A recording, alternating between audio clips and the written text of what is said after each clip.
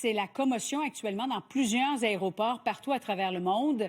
Le constructeur Airbus a lancé une directive d'urgence pour faire clouer au sol des milliers d'appareils par mesure préventive.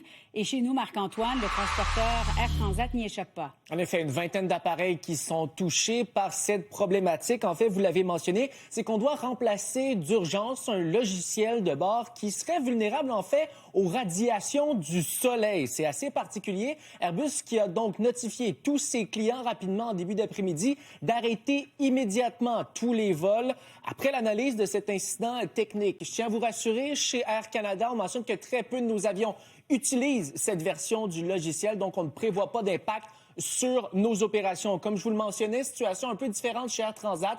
On dit que les équipes techniques sont déjà pleinement mobilisées, qu'ils travaillent activement à appliquer les correctifs, mais qu'ils anticipent de ce côté des ajustements mineurs à leurs horaires de vol. 23 appareils sont concernés. On parle de l'appareil A320, mais ça peut toucher également le A319 et le A321, comme ici chez Air Transat.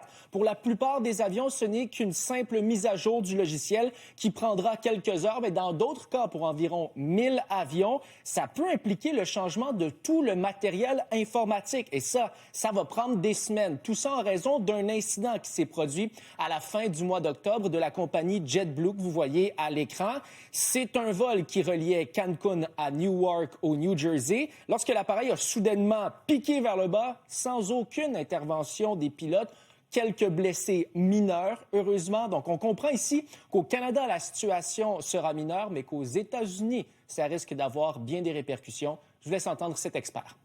Aux États-Unis, c'est la fête de l'Action de grâce. Les avions sont pleins. Et si on décide de coller au sol 500 appareils, ça va être quelque chose assez important au niveau de l'interruption et les trajets des Américains qui voyagent pour l'Action de grâce. Donc, au Canada, je vous mentionne seulement un ajustement d'heure dans bien des cas pour la compagnie aérienne Air Transat. Mais malgré tout, on vous demande de regarder peut-être le statut de votre vol avant de vous rendre sur place. Merci, Marc-Antoine. Au revoir.